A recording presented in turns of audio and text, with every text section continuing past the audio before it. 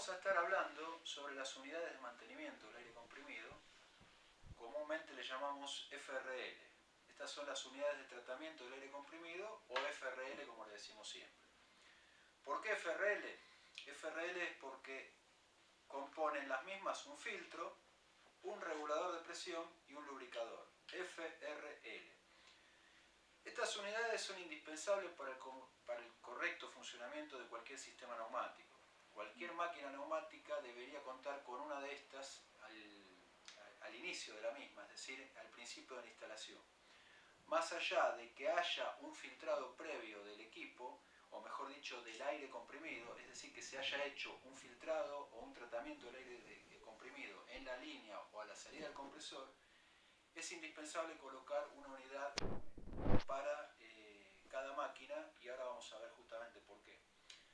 Estas unidades prolongan la vida útil de los componentes de cada sistema neumático porque tienen la posibilidad justamente de filtrar el aire que ingresa, más allá de que si se haya realizado o no un filtrado previo en la línea o la salida del compresor, cualquier resto que haya quedado, por ejemplo partículas de óxido, restos que viajan en el aire que se producen en la misma cañería, o mismo condensado del agua que puede ir apareciendo, el filtro lo va a ir atrapando. Luego, con el regulador vamos a tener la posibilidad de evitar las pulsaciones que nos da la red de aire comprimido que las produce el mismo compresor. También vamos a mantener una presión constante, nosotros vamos a poder regular y mantener constante la presión de trabajo en el valor que querramos, y eso lo vamos a hacer regulando exactamente la presión que hace falta para que la máquina funcione correctamente. Entonces, con el filtro protegemos de que no entre contaminantes a la máquina. Con el regulador lo que hacemos es estabilizar la presión al valor que haga falta y que va a ser el mínimo necesario para el correcto funcionamiento. Recordemos que el regulador también tiene la función de economizar el consumo de aire, porque si nosotros trabajamos a la presión adecuada en lugar de a una presión excesiva, todo lo que podamos bajar la presión respecto a la máxima, vamos a tener entonces un ahorro considerable de energía, que se traduce en una economía a la hora de tener que pagar el consumo eléctrico de la planta.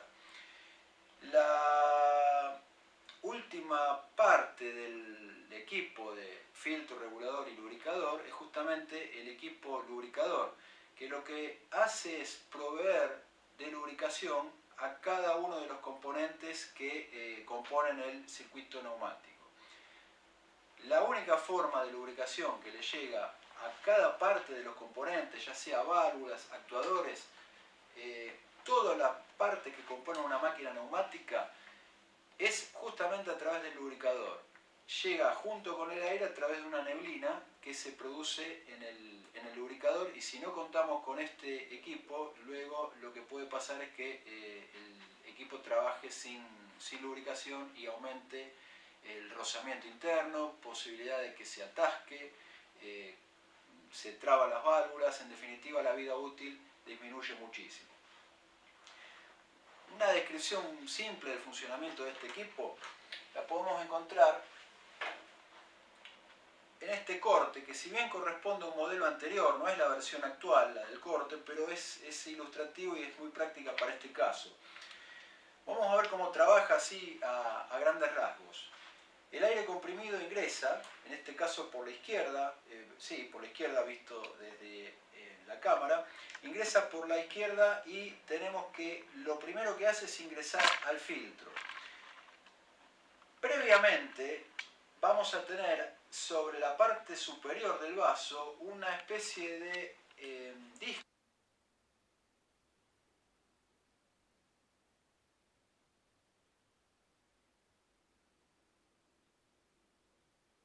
con álabes que me van a permitir que el aire que ingresa tome un sentido de circulación, se pegue a las paredes del vaso, y la parte pesada que puede venir arrastrada por el aire comprimido, como puede ser partículas de óxido, inclusive el condensado del agua, todo lo que no sea justamente aire limpio, por peso propio va a ir decantando en el fondo del vaso.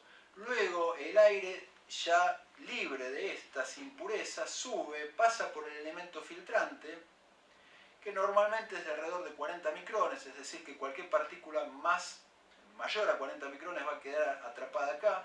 Esto puede ser de otro micronaje, depende de la necesidad. Lo usual es 40 micrones, pero hay filtros inclusive de 5 y más chicos también. Luego entonces de pasar por la primera etapa donde se decantaron los sólidos y también los líquidos, va a pasar por el elemento filtrante donde van a quedar atrapadas las partículas. Ahí entra el regulador que se va a encargar de estabilizar la presión de la línea, mejor dicho, a partir de acá la presión va a estar estabilizada. Por ejemplo, si nosotros regulamos a una presión de 6 bar y tenemos en la entrada de la línea entre 8 y 7 kilos por centímetro cuadrado, o aproximadamente lo mismo, 8 y 7 bar, no importa el valor que tengamos en la entrada, siempre vamos a tener a la salida del equipo lo que hayamos regulado con el regulador de presión. Por lo tanto, conseguimos estabilidad en los movimientos y justamente una máquina que pueda conservar fuerzas iguales, tal cual como fue puesta a punto, y también homogeneidad en la velocidad de cada uno de los movimientos. Por último, una vez que el aire fue filtrado y regulado, entra el lubricador,